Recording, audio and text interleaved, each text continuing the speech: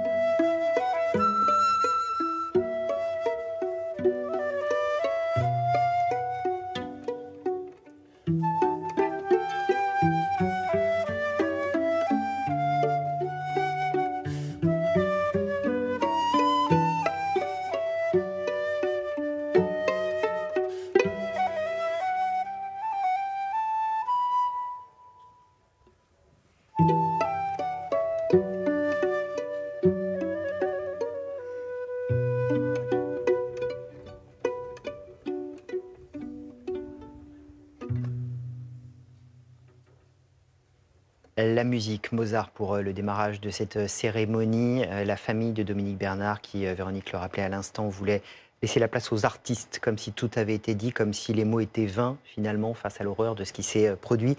Cyril Ostater, pour les proviseurs, pour les professeurs, pour tous les membres de l'éducation nationale aujourd'hui, c'est un moment de douleur, c'est un moment particulier. C'est un souvenir très présent. Que nous avons tous avec toutes les équipes éducatives. Nous sommes par la pensée avec les équipes éducatives qui ont été touchées, avec la famille bien sûr de notre collègue. Nous allons faire des minutes de silence, nous allons nous recueillir dans les Demain, établissements. dans tout le pays, il y aura une minute de silence dans tous les établissements scolaires. Tout à fait, avec l'heure est laissée à notre appréciation de façon à pouvoir être au mieux de la vie de l'établissement. Et je crois que c'est important parce que notre job à tous, c'est de faire en sorte d'éduquer des jeunes d'où qu'ils viennent et de leur apprendre et d'éviter ce type de comportement par la suite. Et c'est bien cet engagement quotidien de tout le monde qui nous fait avancer et qui nous fait continuer. C'est la grande question de la radicalisation. On va revenir sur le parcours, évidemment, avec Dominique, du meurtrier, de l'assassin de Dominique Bernard. Mais ce dialogue, il est plus facile aujourd'hui, un an après, sur ces questions-là? Je ne sais pas. Ce qui est arrivé à Conflans-Sainte-Honorine il y a 4 ans avait déjà... Samuel Paty, dans mon département, donc avait déjà ouvert une porte. Je ne sais pas si c'est plus facile, mais en tout cas, on prend conscience des dérives qui peuvent arriver, du risque qu'il peut y avoir à intervenir. On l'a vu très récemment. Ça se doit faire réfléchir et on doit faire communauté tous ensemble face à ces situations-là, face à cette éducation-là. On essaie d'avancer pour éclairer le maximum. Après, ces événements malheureux montrent ce qui peut arriver. Et c'est vrai que c'est une ouverture pour certaines discussions avec certains élèves. On va revenir sur cette question de l'éducation, de la radicalisation des jeunes. Dominique, peut-être qu'il faut rappeler, cette cérémonie, elle se tient à 11h, oui. Parce que 11h, c'est l'heure où le pire est arrivé, l'heure où cet ancien élève Mogouchkov s'en est pris à Dominique Bernard. Oui, c'est l'histoire d'une victime, Dominique Bernard. On pense à sa femme, à ses 3 filles, à ses collègues, au corps enseignant. Mais c'est aussi l'histoire d'un auteur qui s'appelle Mohamed Mogouchkov, qui était un élève du professeur de Dominique Bernard, qui racontera plus tard qu'il est passé à l'acte parce qu'il avait ciblé spécifiquement Dominique Bernard, son ancien professeur, et il lui reprochait d'enseigner l'attachement à la démocratie, aux droits de l'homme qu'il qualifiait de droits mécréants. Mohamed Mogouchkov, 20 ans, citoyen russe, né en 2023 à Malgobek en Russie, arrivé en France avec sa famille, Ingouche. On est en 2008, c'est un élève réservé, calme, et c'est quelqu'un qu'on aurait dû voir venir. Lui, à 11h, donc, qui va arriver au collège Gambetta Carnot, qui agresse immédiatement Dominique Bernard, qui se trouve à l'extérieur du collège, qui le poignarde à mort et qui va ensuite blesser 3 autres personnes, dont 2 agents d'entretien, un grièvement, et puis un autre intervenant, Christian Berroyer, qui est un agent de l'établissement. Tous les 3 vont survivre. Et on s'aperçoit qu'à 11h40, son petit frère, qui s'appelle Souleymane, traînait à bicyclette pas très loin de là, près du lycée Savary, à Arras également. Pas d'armes. Il n'a a priori pas d'intention malsaine, mais en tout cas, il est ici en train de traîner comme son frère. Et puis on va découvrir que le frère aîné, Mofsar, c'est beaucoup plus grave, a été condamné en février 2017. Il voulait partir en Syrie. Le projet a avorté. Il était condamné à 3 ans de prison, dont 2 avec sursis. Il va être placé dans un centre d'éducation fermé parce qu'il est mineur à l'époque. Et on découvre qu'il est en contact avec une cellule qui voulait mener des attentats à Paris, notamment un attentat contre l'Élysée et des attentats contre des commissariats de police en région parisienne. On est en présence d'une famille qui devait être expulsée de France en 2014. Des associations sont intervenues, notamment le MRAP, la CIMAD. On est à l'époque, Manuel Valls est ministre de l'Intérieur. Et la procédure d'expulsion va être abandonné dans la foulée. En 2018, seul le père Mogouchkov est expulsé, retourne en Russie, mais toute la famille reste ici et on arrive à ce fameux 13 octobre 2023 à Arras. 13 octobre 2023 à Arras, 11h précisément, ça a été le démarrage de cette cérémonie pour rendre hommage à Dominique Bernard. Il y a un autre moment très très fort et qui évidemment est intimement lié. On va découvrir les images aussi d'Éragny. Éragny dans le Val d'Oise, c'est le village où vivait Samuel Paty. Et au même moment, ce matin, vous voyez ces images en direct, eh bien une marche blanche est organisée pour rendre hommage à Samuel Paty. C'était le 16 octobre 2020. Les dates sont une concomitance effroyable. 16 octobre 2020, 13 octobre 2023. Johanna, On voit le visage de ces gens qui sont là, on voit ces gens mobilisés pour cette marche blanche. Quand on s'en prend à un professeur, quand on s'en prend à l'éducation nationale, c'est à la France qu'on s'en prend, parce que c'est ceux qui élèvent nos enfants, c'est ceux dont le savoir, c'est ceux à qui on délègue beaucoup de pouvoir finalement. Mais complètement, quand on envoie nos enfants à l'école, quand on envoie nos enfants recevoir un enseignement, on les envoie aussi dans un endroit sécure où ils vont pouvoir élargir leur libre arbitre, leur esprit critique, élargir leur façon de réfléchir, de penser, développer aussi de nouvelles acquisitions, de nouvelles compétences, parfois différentes un peu de celles qu'ils ont à la maison, une vision différente de l'éducation, de l'environnement social dans lequel ils grandissent. Et ces personnes qui ont une vision rigoriste de l'islam voient tout ça comme une déviance. Et donc vous voyez à quel point le combat est inéquitable. D'un côté, on a une personne qui veut se venger des Lumières, de la croyance, de l'éducation, qui veut se venger de la démocratie, et de l'autre côté, un enseignant qui n'a pour arme que sa plume, des ouvrages, ses connaissances qu'il transmet. C'est insupportable, c'est incompréhensible. Comment on fait pour raisonner ces jeunes? C'est un enfant quasiment qui grandit dans ce terreau de haine, de vengeance, de fausses croyances en fait, face à quelqu'un qui n'utilise que les mots finalement pour se défendre et essayer d'ouvrir l'esprit encore et encore de ces jeunes. C'est très compliqué. Et cette fresque qui se dessine à Arasque aux couleurs du drapeau français, on va suivre ce spectacle, ces artistes de danse contemporaine pour rendre hommage à Dominique Bernard.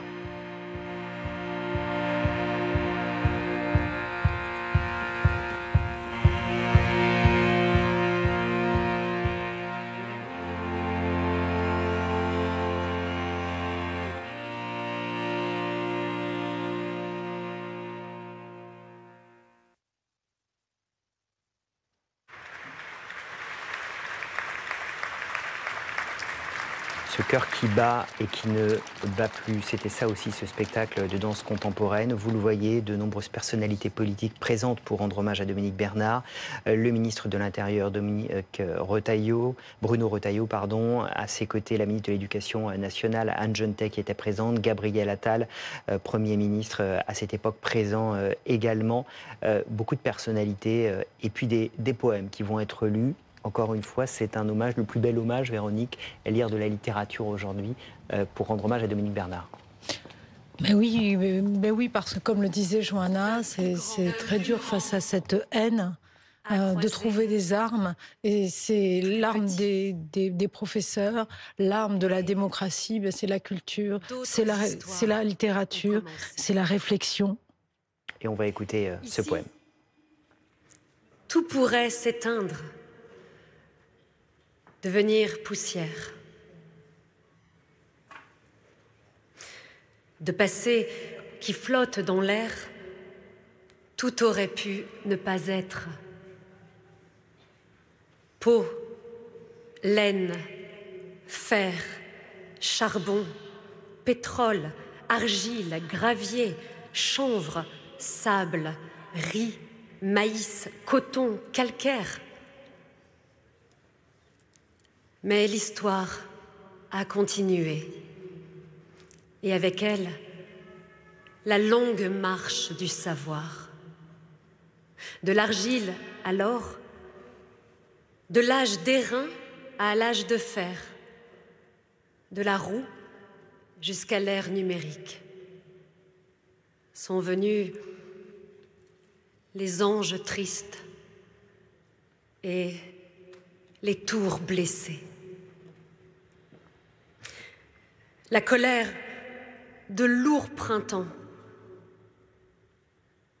l'invisible bourreau. La cueillette inlassable d'informations qui prononcent de vacillantes vérités. Le sucre et l'acide sur la langue, les mots qui tournent comme l'histoire d'une pomme dans les jardins de Cézanne. L'orange, bleu comme la terre. Et nos vies, comme des étoffes qui se froissent dans le paysage du temps. La nuit s'approfondit et on se met à rêver Du haut des falaises de Rilke, dans la forêt de Dante, on voit le passé. Déjà, on lit le futur. On aperçoit l'aigle et la corneille qui déchirent le rideau de l'histoire pour rejoindre nos pas. Vers la connaissance de soi, on a marché. On s'est plongé dans le long travail de l'amour. On a trébuché, rebondi, puis chuté de nouveau. Le temps jamais ne s'arrête, nous dit l'arbre, nous dit la forêt. Et sur la branche du présent, un poème, vaste, murmure. Un chemin vaste et lumineux qui donne sens à ce qu'on appelle humanité.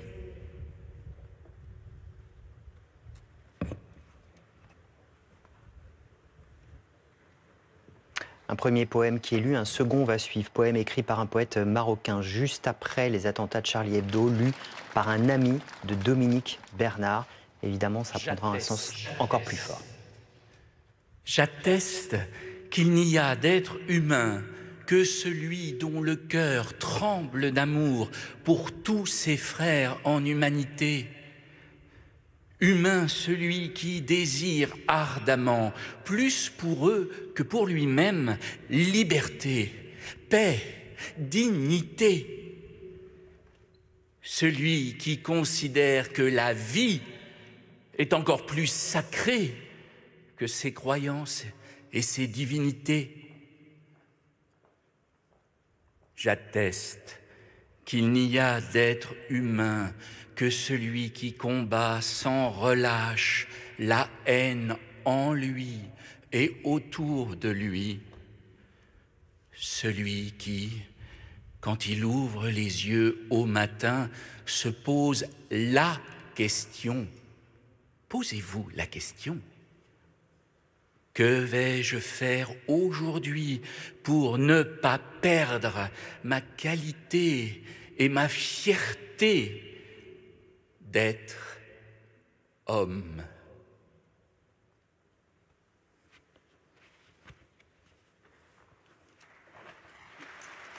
J'atteste ce poème écrit par un poète marocain quelques jours après les attentats de Charlie Hebdo, lu par François, un ami de Dominique Bernard. Les mots sont forts, Johanna. La vie est plus sacrée que tout. Exactement, c'est ce que je retenais de la lecture de ce poème bouleversant. J'atteste, lu par un ami de Dominique Bernard, est humain celui qui considère que la vie passe avant les divinités. Et cela dit le décalage avec ce que dit Mohamed Mogouchkov, qui dans un poème récemment relaté par une psychologue qui a fait une expertise, dit que Marianne, qu'elle est belle, mais en quoi est-elle sacrée? Et on pourrait remplacer ça par la République, qu'elle est belle, mais en quoi passe-t-elle avant ma vision, la vision rigoriste que j'ai de ma religion et de l'islam? C'est complètement l'inverse de ce poème et de la vision que nous devrions avoir tous de la démocratie, de la citoyenneté et des droits de l'homme. C'est très émouvant, Dominique. On a connu ces terribles attentats terroristes de masse, puisqu'on parle de Charlie Hebdo. Et puis il y a ces actions menées par des individus radicalisés, seuls, qui sont tout aussi atroces et qui sont toujours une menace permanente. Absolument. L'histoire se répète inlassablement. C'était Samuel Paty, c'est Dominique Bernard. Ce sont tous les attentats qu'on a vécus ensemble et qu'on a commentés ici à BFM TV, avec des attentats et des actes qui auraient pu être évités, des personnes qui auraient pu être interpellées, parfois, pas toujours, parce que certains sont imprévisibles, tellement imprévisibles, pas forcément surveillés. Donc pour ces cas-là, Voilà, il n'y avait rien d'autre à faire que de subir. C'était pas le cas pour l'homme qui s'en est pris à Dominique Bernard, Mohamed Mogouchkov, qui était surveillé. C'est important de le dire. Hein. Il était surveillé par la Direction générale de la sécurité intérieure. Il avait subi un contrôle la veille de l'attaque. Hein. On était le 12 octobre 2023. Contrôle au cours duquel aucune infraction n'avait pu lui être reprochée. Il a été laissé en liberté par la police. Le lendemain, il tuait le professeur Dominique Bernard. Et ça va nous ramener aux mots d'Isabelle Bernard qu'on va commenter dans un instant.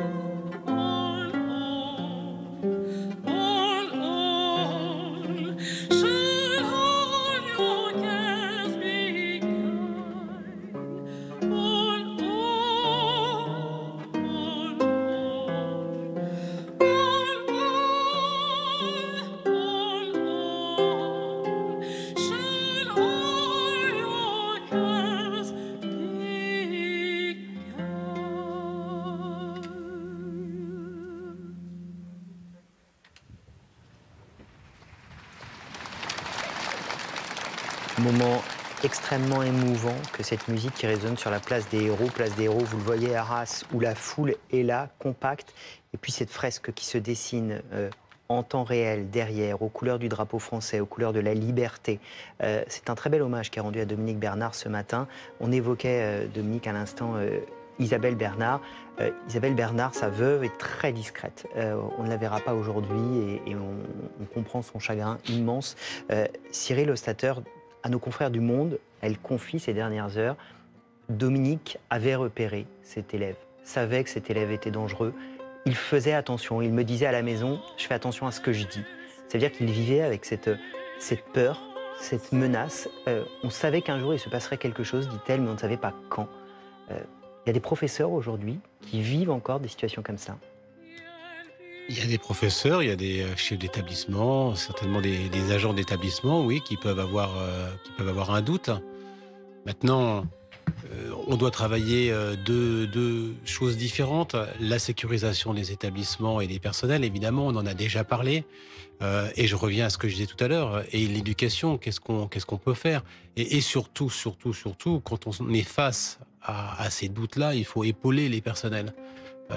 Il faut du personnel dans les établissements. Il faudrait déjà que les postes ouverts soient couverts.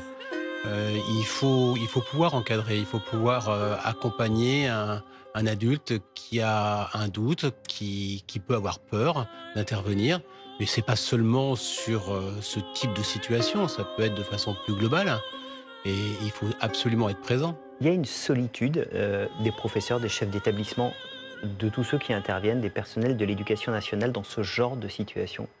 Mais il y a deux types de solitude. Il y a celle quand on y réfléchit, quand on essaye d'avancer, et il y a seul physiquement, parce qu'on est seul dans une classe face à un certain nombre d'élèves. On est seul dans un couloir quand on croise un élève qui ne respecte pas le règlement intérieur. Et que ce soit des signes religieux ou complètement autre chose. Donc oui, on peut avoir cette solitude. Un chef d'établissement dans son bureau, quand il reçoit un élève, peut aussi avoir ce sentiment de solitude quand la famille arrive, que l'établissement est fermé, mais au sens propre et au sens figuré. Les deux sont réels. Il y a deux points essentiels sur lesquels on voit à l'instant cette tribune officielle, également le ministre de la Justice, Didier Migaud, qui est présent, le ministre de l'Intérieur, la ministre de l'Éducation nationale. Il y a deux points essentiels, vous le disiez, et on s'était dit qu'il faudra que les choses changent après. C'est la sécurisation des établissements et c'est la radicalisation des jeunes. Sur la sécurisation des établissements, est-ce qu'on a avancé, Véronique ? Alors on a avancé pour les collèges et les lycées surtout, parce que les écoles, on a 48 000 écoles et là par contre on n'a pas beaucoup avancé. Mais c'est vrai que pour l'instant ce sont surtout les établissements du second degré qui ont été touchés. Il y avait 500, l'année dernière il y avait une enquête flash qui avait été demandée par le ministre de l'Éducation d'alors, Gabriel Attal. 500 établissements avaient été jugés comme devant faire l'objet de travaux prioritaires. Et là on est à 400 établissements sécurisés. Et la ministre de l'Éducation, Anne Genetet, a demandé un point début novembre pour identifier les 100 qui restent à sécuriser. Ça peut être des caméras, la vidéoprotection, les alarmes, pour prévenir en interne quand il se passe quelque chose. Imaginez que certains établissements n'ont pas ces alarmes et ne peuvent pas prévenir leurs établissements. Des boutons d'alerte également, des SAS. Et là, on sait que la cité scolaire Gambetta d'Arras a fait l'objet de travaux. On peut obturer les grilles, c'est très important tout ça. Mais il y a aussi évidemment tout un travail pédagogique parce que l'enjeu, c'est aussi de faire en sorte que la confiance soit rétablie aussi avec les élèves. Évidemment, on ne peut pas tout miser sur les murs. On va parler de la radicalisation des jeunes. On va écouter un peu Les Enfants Paradis, cette chanson. Quand le ciel est pleurant, ils étaient des promesses, ils étaient de venir. Ils étaient bien trop jeunes, oui, pour devoir partir. Ils étaient fils d'Orient, fils de l'Occident, enfants du paradis, enfants du Bataclan. Ils étaient cœur français ou international. Ils étaient la rosée qui pleure dessous le châle. Ils étaient des promesses, ils étaient des bourgeons qui font monter tristesse. Ils étaient des chansons, ils étaient des familles, ils étaient des amis. Ils étaient ceux qui brillent dans le ciel de la nuit. Ils étaient amoureux, ceux qui se sont blottis l'un contre l'autre à deux, contre la tyrannie. Ils étaient comme moi, ils étaient comme toi. Ils n'étaient pas guerriers, mais sont morts au combat. Ils étaient cœur d'amour, ils étaient cœur qui bat, puis qui battra toujours, même en dessous la croix. Ils étaient ses amis que je connaissais pas. Ils étaient mon pays, et puis le tien, je crois. Ils resteront Paris, Paris se souviendra toujours de ses amis, la lumière brillera.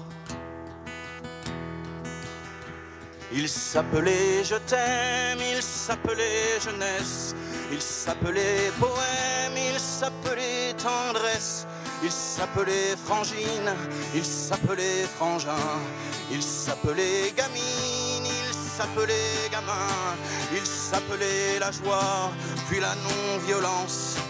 Il s'appelait, je crois, les enfants de la France, de tous les horizons, puis de tous les prénoms. Il s'appelait amour, il s'appelait l'horizon. Il s'appelait Jacques Brel, puis je crois Barbara. Il s'appelait le ciel, il s'appelait pourquoi. Toujours ici sommeille l'horreur au creux du bois, qui rejoint l'éternel val innocent, je crois. Ils étaient poings levés, ils étaient nos concerts. Ils étaient cœurs serrés, oui, face aux tortionnaires. Ils étaient cœurs deuillés, des fleurs face aux fusils. À nos cœurs endeuillés, nous pleurons nos amis. À l'innocent qu'on tue, oui, tombé sous les balles. Aux soldats inconnus, sous l'horreur des mitrailles. Si sont les lettres mortes, les cantiques du chagrin, puisque frappent à la porte les plaines de Verdun. S'ils sont tombés ce soir, en ce vendredi noir, les frères de mon pays, nous laissant désespoir. Mon pays, ta culture est morte, assassinée.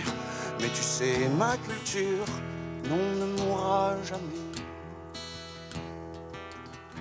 Toi mon pays Molière, toi mon pays Vinci, toi mon pays Voltaire, toi mon pays Valmy, toi mon pays la terre, toi mon pays Paris, toi mon pays par terre, relève-toi mon pays, toi mon pays lumière, toi mon pays la vie, mon pays littéraire, mon pays triste vie, toi mon pays mes frères, toi frère de mon pays. Comme on chérit sa mère, on chérit sa patrie.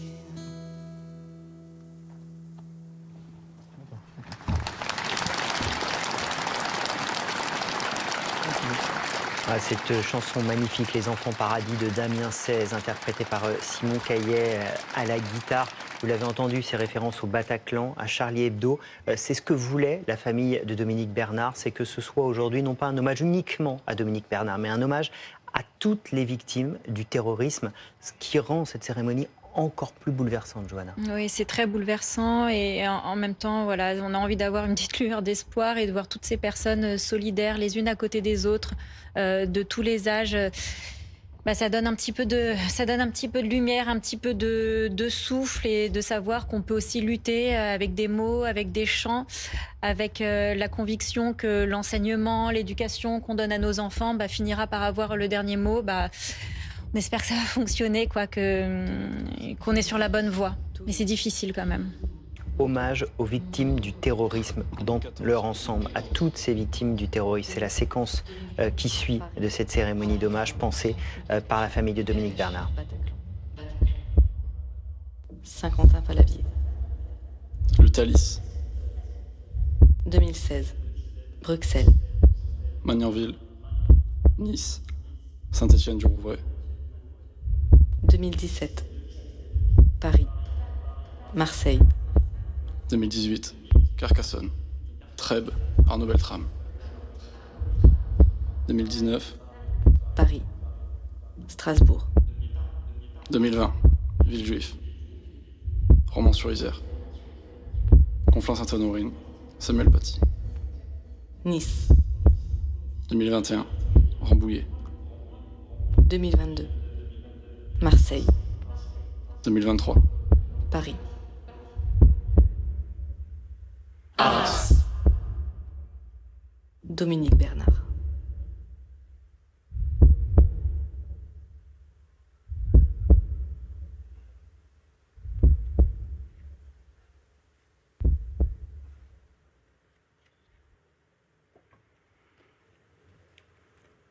Il y a un an, Dominique Bernard s'effondrait par la barbarie d'un homme devant le lycée Gambetta. Il y a un an, la cité scolaire Carnot-Gambetta vivait l'horreur d'une violente inattendue qui, en plus de prendre la vie d'un homme, un professeur d'histoire, un professeur de lettres, percutait sur son chemin d'autres hommes et d'autres femmes, blessés physiquement pour certains, David, Jacques, Christian, touchés psychologiquement pour d'autres. Je pense notamment à ses collègues de la cité scolaire. Il y a un an, la ville d'Arras basculait dans l'horreur et rejoignait la liste de ces communes frappées par un attentat. Il y a un an, l'attentat d'Arras retentissait dans la France tout entière. L'attentat d'Arras retentissait dans le monde entier. Nous étions suffoqués, nous étions choqués, nous étions dans l'incompréhension. Il y a un an, Isabelle, vous perdiez Dominique. Dominique que vous aimiez tant. Dominique avec qui vous partagiez votre vie, vos rêves, vos voyages, vos espoirs. Dominique avec qui vous aimiez tant lire des romans, lire des pièces de théâtre, lire de la poésie, écouter de la musique. Dominique avec qui vous avez donné naissance à vos 3 filles, Héloïse, Clélia, Mélissande.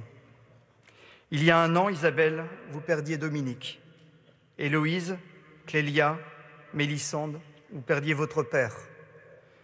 Marie-Louise, vous perdiez votre fils. Emmanuel, vous perdiez votre frère. Beaucoup ont perdu un ami, un collègue, leur professeur. Un an plus tard, nous nous devions d'être là, ici, sur cette place des héros qui nous a rassemblés. Un an plus tard, nous lui devions d'être là, à vos côtés, aux côtés de toutes celles et de tous ceux qui ont tant souffert et souffrent tellement encore. Un an plus tard, nous sommes ensemble. Oui, un an plus tard, nous sommes ensemble, toujours debout. Oui, un an plus tard, nous sommes ensemble, toujours dans l'incompréhension. Oui, un an plus tard, nous sommes toujours ensemble. Cette semaine n'est pas une semaine comme les autres. Elle a été pensée par un collectif qui voulait, avec amour et générosité, manifester combien la vie est notre combat, combien le vivre ensemble reste dans notre détermination, combien la culture est pour nous tous l'arme la plus forte, combien l'école sera toujours pour nous ce bien sacré que l'on doit protéger, ce bien sacré que l'on doit porter au plus haut pour favoriser le dialogue et la paix, pour partager la connaissance et les différences, pour épouser ce qui fait autant la force d'une famille que la puissance d'une communauté. À travers ces sons, à travers ces musiques, à travers ces danses, à travers ces textes, à travers ces chants, c'est Dominique qui est venu jusqu'à nous. À travers nos pensées, à travers nos souvenirs, à travers nos larmes, à travers nos gestes, à travers nos regards, c'est nous qui sommes allés vers Dominique. Dès les premières minutes, tout au long des heures, tout au long des semaines, des mois, tout au long de cette année, chacun a essayé de faire de son mieux. Faire de son mieux. Alors merci. Merci aux musiciens, aux danseurs, aux comédiens, aux artistes arageois. Merci à toutes celles et à tous ceux qui se sont impliqués dans l'organisation de cette cérémonie, sobre et digne. Merci aux forces de l'ordre. Merci à toutes les autorités représentées ce dimanche. Merci à toutes les personnalités qui ont tenu à être à nos côtés, à vos côtés, auprès de vous, Isabelle. Merci à Monsieur le garde des Sceaux, ministre de la Justice, Didier Mignot. Merci à Monsieur le ministre de l'Intérieur, Bruno Retailleau. Merci à Madame la ministre de l'Éducation nationale, Anne Gentet. Merci à Madame la ministre de la Transition écologique, Agnès Pannier-Runacher. Merci à Monsieur le président de région, Xavier Bertrand. Merci à Monsieur le président du département du Pas-de-Calais, Jean-Claude Leroy. Merci à Mesdames et Messieurs les parlementaires. Le président de la République était présent il y a un an. D'autres personnalités l'entouraient à l'époque. Gabriel Attal, Gérald Darmanin. Gabriel, vous êtes là aujourd'hui. Merci. Merci à tous. La France est solidaire quand elle est rassemblée. La France est forte quand elle est unie. La France est belle quand elle fait rayonner des valeurs de bienveillance, de tolérance, d'humanité qui font l'honneur de la République. Cette République si belle, en liberté, égalité, fraternité. Ce 13 octobre 2024, nous réaffirmons notre force et notre unité contre toutes les barbaries, contre toutes les violences. Nous réaffirmons notre soutien aux familles des victimes qui sont tombées à travers le monde. Ce 13 octobre 2024, nous avons aussi une pensée pour Samuel Paty, qui le 16 octobre 2020 a été assassiné pour contrer l'un de nos piliers fondamentaux, l'éducation. Ce 13 octobre 2024, nous réaffirmons notre soutien puissant à toutes les familles, à toutes les communautés éducatives de France et d'Arras en particulier. Ce 13 octobre 2024, nous réaffirmons notre soutien et notre respect à Isabelle, à Héloïse, à Clélia, à Mélissande, ses filles, à Marie-Louise, sa mère, à Emmanuel, sa sœur, à leurs familles, à leurs proches. Nous sommes et resterons à vos côtés. Le prix littéraire Dominique Bernard concentre désormais une partie de vos combats, Isabelle. Comptez sur nous pour vous accompagner et permettre aux jeunes générations de lire, de penser, d'écrire. Je terminerai par cette phrase de Saint-Exupéry qui donnera le ton des prochains mois.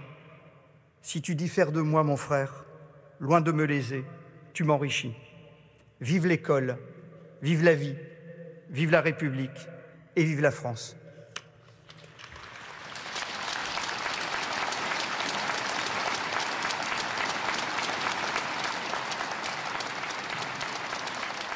Le maire d'Arras qui s'exprimait un an jour pour jour après la mort de Dominique Bernard et cette fresque qui a donc été dessinée en temps réel pendant cette cérémonie d'hommage avec ces cœurs, le cœur de toutes ces victimes du terrorisme dans leur ensemble qui s'élèvent dans le ciel, se rappelle des symboles de la France, la liberté, l'égalité, la fraternité, les couleurs du drapeau français. On a vu cette fresque se dessiner tout au long de cette cérémonie qui se poursuit pour rendre hommage à Dominique Bernard, mais aussi à toutes ces victimes du terrorisme.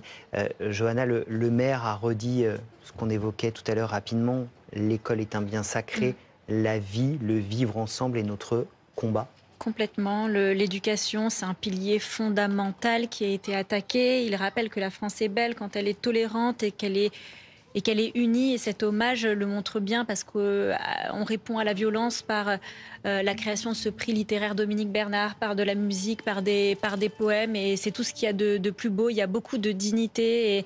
Et je salue vraiment le courage d'Isabelle et de ses 3 filles de rendre hommage comme ça sans tomber dans l'aigreur, l'animosité ou encore l'esprit de vengeance. C'est tout ce qu'il faut faire et c'est ce pourquoi nous devons rester tous unis. C'est certainement ce qui leur permettrait aussi de se reconstruire à l'avenir. Ouais, j'écoute religieusement Johanna parce que chaque peuple exprime son chagrin à sa façon, c'est culturel. Hein. Chacun à sa façon en fonction de l'éducation qu'il a reçue, l'éducation, les traditions. Pour nous, c'est le silence, le recueillement, pas de cris, pas de haine, pas de vengeance. Vous savez, toutes les victimes ont été, enfin tous ces attentats ont été énumérés tout à l'heure, rappelés par ceux qui parlaient ici à Arras. Je pense il y a 15 jours de ça, à Philippines. L'hommage à Philippines à la cathédrale Saint-Louis à Versailles, c'était la même chose. 2000 personnes dans le silence. Parce que nous, on fonctionne comme ça, on est une démocratie et c'est la réponse qu'on doit donner aux actes terroristes. C'est prendre le temps de la réflexion, pas de haine et un jugement un jour. Parce que Mohamed Mogouchkov, qui a pour l'instant tué Dominique Bernard, je dis pour l'instant puisqu'il est présumé innocent, n'a pas encore été jugé. Eh bien, il est encore en vie. Il a été interpellé ce 13 octobre 2023 par des policiers qui ont utilisé leurs armes à impulsion électronique, dont leur taser, et il a été placé en détention. Dernière nouvelle, il était à la prison de Meaux, au quartier d'isolement, où il avait demandé à recevoir un Coran et à rencontrer l'aumônier au moment où il est arrivé dans cette prison. Donc une instruction est en cours et Mogouchkov sera jugé par une cour d'assises spéciale, les cours d'assises réservées aux terroristes, ce qui n'est pas le cas de celui qui a tué Samuel Paty puisqu'il a été abattu par la police ce jour-là, le 16 octobre de 2020. Et donc c'est la réponse de nos démocraties, de juger ceux qui font ça et de les condamner. Cet hommage au terrorisme, à tous ces actes terroristes, à toutes ces victimes. On a vécu cette séquence très forte tout à l'heure avec ces chœurs qui résonnaient en égrénant Magnanville, en égrénant Saint-Philippe-du-Rouvray, en égrénant Conflans-Sainte-Honorine. Tous ces noms qui sont revenus et qui ont marqué les Français. La séquence que vous voyez là, ce sont ces personnes qui viennent déposer une rose blanche devant cette plaque commémorative en hommage aux victimes du terrorisme, pas uniquement Dominique Bernard, à toutes les victimes du terrorisme. La force de nos démocraties, Dominique, vous le rappeliez, c'est l'éducation, c'est les valeurs, c'est le vivre ensemble. Ça veut dire réussir avec ces outils-là à lutter contre la radicalisation. Parce qu'au cœur de tout ça, il y a la radicalisation de certains. Est-ce que sur ce point-là, on parlait de la sécurisation des établissements, est-ce que sur ce point de la radicalisation, on a avancé au proviseur que vous êtes, à Véronique Fèvre, vous qui suivez aussi ces questions très finement? Moi, clairement, ce qu'on me dit au sein de l'éducation nationale, c'est qu'il y a eu un avant, un après Dominique Bernard. C'est-à-dire que ça a donné cet attentat a donné un coup d'accélérateur à toutes les préconisations qui avaient été faites après l'assassinat de Samuel Paty, notamment pour tout ce qui concerne le partage d'informations et les échanges d'informations entre l'éducation nationale, la justice, la police. Aujourd'hui, vous avez des groupes d'évaluation auquel participe l'éducation nationale, alors qu'avant elle n'y participait pas. Et ces échanges d'informations, ça peut être dans ce qu'on appelle les groupes d'évaluation. Puis ensuite, c'est aussi dans des réunions mensuelles sous la direction des préfets qui s'appellent des CEPRAF, qui luttent contre la radicalisation et accompagnent les familles. Là, vous pouvez avoir l'aide sociale à l'enfance, la justice, qui vont pouvoir décider si un enfant présente des signes, si l'éducation nationale a remonté des signaux graves, eh bien, on va pouvoir décider d'éloigner cet enfant parfois de sa famille, pour son bien, pour le protéger. Et ça, c'est vrai que c'est quelque chose qui n'arrivait pas. Et on voit dans la trajectoire de la famille Mokbouchkov qu'il y a eu un manque de suivi. Et on sait très bien que ce qui est déterminant, c'est de suivre les jeunes au plus tôt et de pouvoir les protéger. Puis il y a eu aussi des progrès en matière de protection des enseignants, sur la protection fonctionnelle, par exemple. 4000 professeurs l'année dernière qui en ont bénéficié. C'est à la fois la prise en charge des frais de justice, mais aussi la conscience qu'il faut aussi, quand un professeur est menacé, tout mettre en œuvre pour qu'il puisse ou arrêter de travailler ou revenir travailler dans des conditions extrêmement sécurisées. Bien sûr. Cyril Ostater, sur le terrain, est-ce que vous avez le sentiment qu'il y a eu un après très concret et qu'on est mieux armé pour lutter contre cette radicalisation des jeunes? Il est sûr qu'on a plus d'interlocuteurs, que ce soit de l'interlocuteur police, justice, que ce soit notre hiérarchie, que ce soit de protéger certaines personnes. Oui, ça, c'est peut-être un peu plus simple qu'avant, plus rapide. Il y a des groupes laïcité, il y a tout ça fonctionne. Maintenant, au quotidien dans l'établissement, voilà, on est obligé de faire attention à un certain nombre de choses, de façon à pas prendre, j'allais dire pas prendre de risques, mais à ne pas susciter quelque chose que nous ne souhaiterions pas. On est toujours là, et je le redis, pour éduquer. Si j'avais vraiment peur dans la profession, j'arrêterais. J'y crois réellement. Et je suis dans un établissement où je ne sais pas combien on a de nationalités, de religions, avec, sans papier. Et on est là pour faire avancer ces jeunes tous ensemble. Et ça fonctionne. Maintenant, on n'est jamais à l'abri de ça. Donc oui, on peut interpeller, il n'y a pas de problème. Maintenant, quand quelque chose survient, un établissement scolaire, ça reste une grande maison avec plusieurs entrées, avec beaucoup de monde. C'est jamais évident à gérer. Et on va aller retrouver Anne-Sophie Vermont. Vous êtes à Arras. On suit depuis le début cette cérémonie grâce à vous. Cérémonie extrêmement émouvante, Anne-Sophie.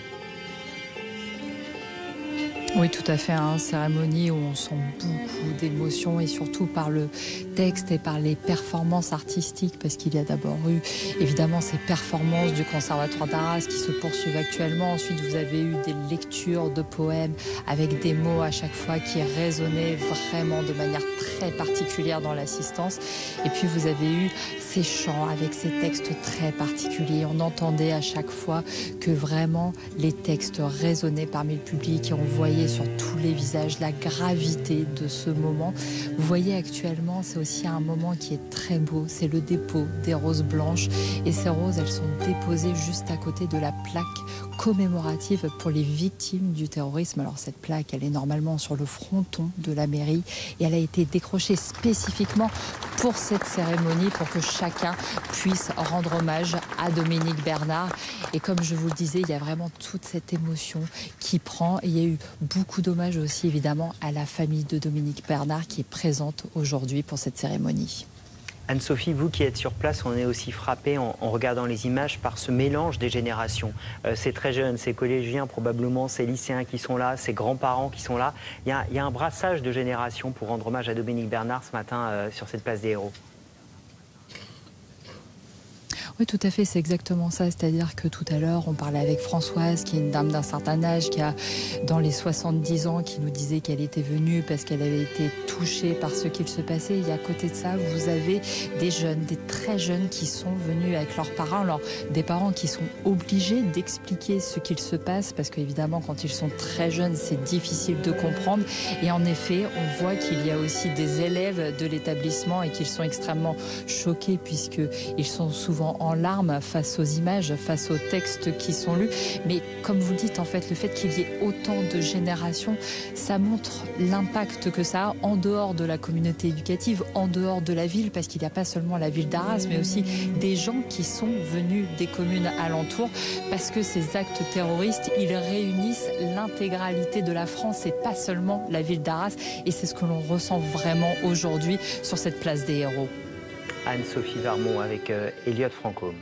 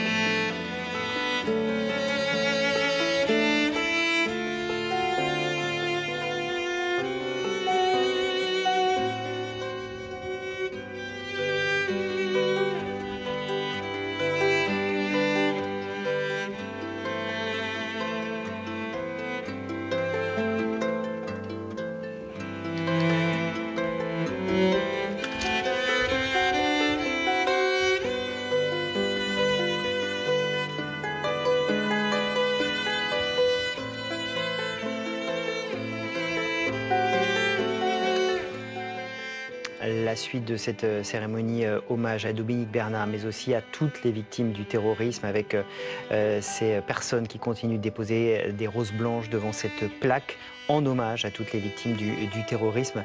Johanna, on parlait de ce brassage de population, Anne-Sophie l'évoquait, il y a les collégiens qui sont en âge de comprendre, les lycéens en âge de comprendre, il y a les plus jeunes à qui il faut faire de la pédagogie. Puis il y a un traumatisme collectif dans la ville qui est là. Complètement, le traumatisme, il est intergénérationnel. Chacun reçoit l'info à son niveau, quel que soit l'âge. Et ces commémorations, ces hommages à ces dates anniversaires réactivent beaucoup les traumas initiaux. J'entendais sur BFM TV un collègue de Dominique Bernard qui disait qu'il avait encore des cauchemars, des souvenirs qui lui parvenaient comme ça. C'est ce qu'on appelle des réviviscences traumatiques.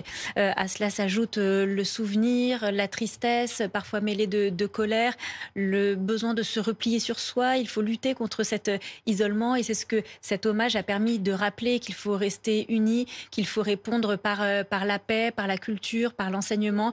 Mais quand on a été exposé à un événement aussi dramatique, aussi traumatisant, c'est très difficile de se relever. Et puis Dominique Bernard a aussi fait un acte de bravoure en protégeant ses collègues, d'autres enfants. Il s'est interposé, il y a eu des témoins. C'est un acte d'une violence et de barbarie extrême qui n'est absolument pas anodin.